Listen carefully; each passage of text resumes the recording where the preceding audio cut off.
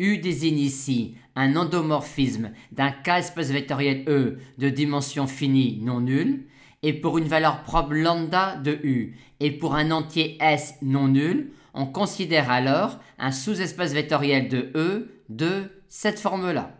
Et on va voir ce que l'on peut dire sur l'action de U sur un tel sous-espace vectoriel. Tout d'abord, un tel sous-espace vectoriel f lambda est stable par U. Par conséquent, on peut parler de l'endomorphisme de f lambda induit par U, que nous noterons U lambda.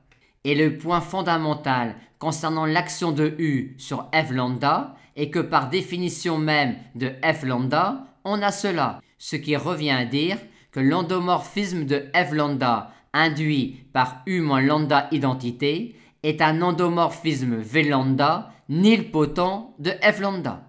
Et c'est cet endomorphisme nilpotent de f lambda qui va déterminer l'action de U sur f lambda. En effet, v lambda étant un endomorphisme nilpotent de f lambda, il existe une base b lambda de f lambda dans laquelle v lambda est représentée par une matrice triangulaire supérieure avec uniquement des zéros sur la diagonale. Et par conséquent, il existe une base b lambda de f lambda dans laquelle l'endomorphisme de f lambda induit par U est représenté par une matrice triangulaire supérieure avec uniquement des lambda sur la diagonale.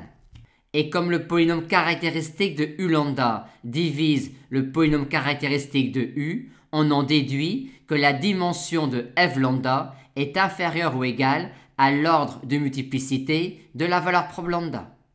Et comment ferait-on pratiquement pour construire une base b lambda de f lambda dans laquelle la matrice de l'endomorphisme v lambda nilpotent de f lambda serait représentée par une telle matrice?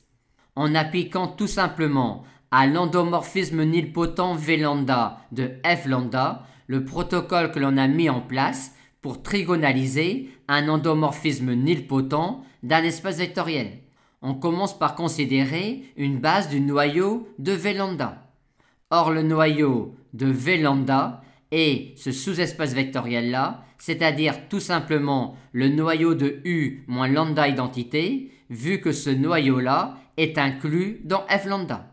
Ensuite, on va déterminer une base du noyau de v lambda carré qui est, pour les mêmes raisons que précédemment, le noyau de U moins lambda identité au carré, en partant de la base de quart de U moins lambda identité qu'on aura eu et que l'on va compléter.